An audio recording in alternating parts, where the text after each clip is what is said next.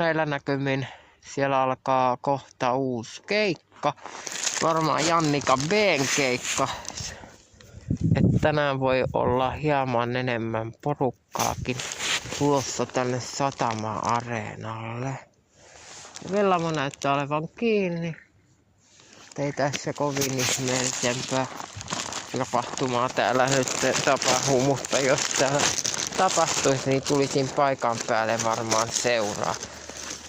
No jos hetki sitten olin täällä paikan päällä.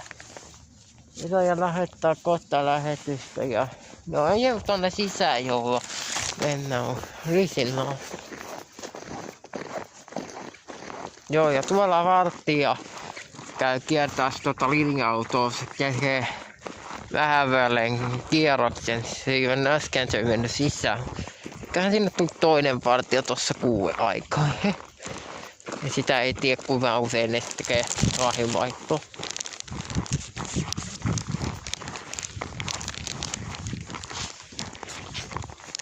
Nyt teen keikkoja. Tulee nyt 3. joulukuuta sitten keikka tonne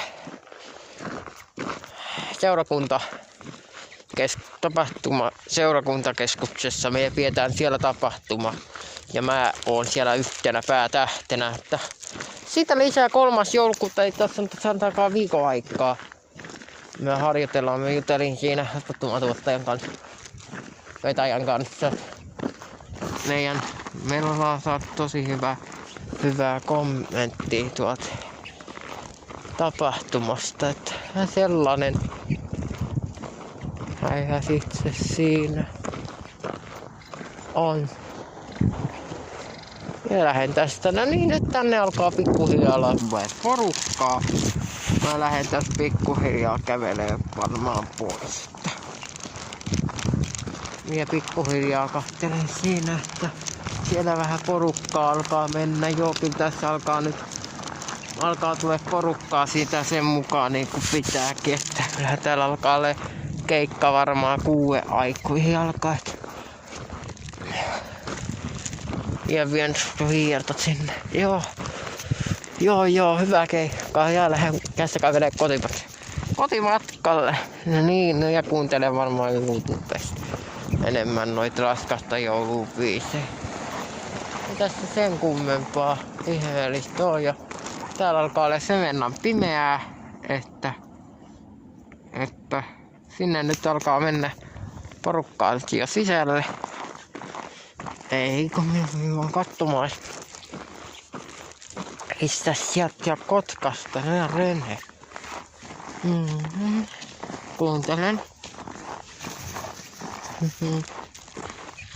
Ei tässä tällainen kovin hyvä paikka Juhalle, Tapion Juhalle ja sitten tolle Jannikalle ja tolle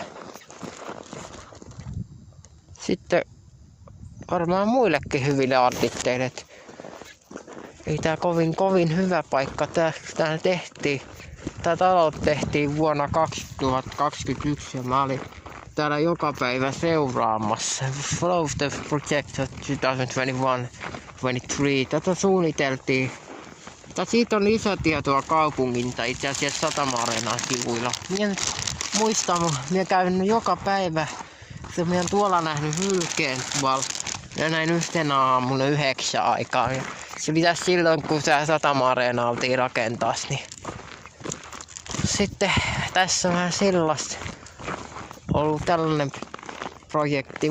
Mä en muista mikä ruotsiksi on. Hamn-arenan. Och Jannika B klockan 18 till natten. Ei 23 niin yöllä. Loppuu sitten raskasta joulua. Tämä en muista mikä se on. Niin, no englanniksi muistan, että se on Heavy Christmas event in the event center at 18 23 2 hours and 45 minutes. Tapahtuma kestää 2 tuntia ja 45 minuuttia. Nyt en muista tuohon heuren 75 minuuttia. Eli 22 tuntia ja 45 minuuttia.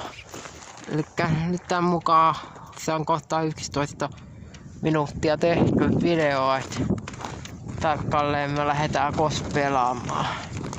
Tässä eiköhän tässä siellä sekä vähän aikaa kierroksella, eiköhän silläkin tuu hyvä liikunta. Taitaa tulla, mun täytyy varmaan lähteä, että ei tuu sanomiksi. Eiköhän täällä ole hyvää porukkaa, että tää taisi olla sitten tässä täällä 11 minuuttia koskee, että tää video vielä laitan tän kohta poikki. Tän nauhan ja minä laitan tän kotoon. Minä lähden tässä kohpuoliin matkaa. En kävelee täältä tonne omaa kotiin ja lataa. Mullakin loppuu kohta varmaan akkuun, minäkin lataan illalla puhelimeen. Kyllä siinä sit laitetaan vielä Jussille tossa huomenillalla. Joo, nyt tänne alkaa tulee jo taksi, et alkaa olla porukkaa tulossa ja siellä oli vartija sen takia ulkona. Sitä ei kohtaa sitä, että täällä on keikka. Mutta nyt sanoin, että oikein mukavaa mahtimaillan jatkoa täältä ja me lähdetään tästä kävelemään kotipäin. Siellähän se on. Miten tänne vähän jälkeen.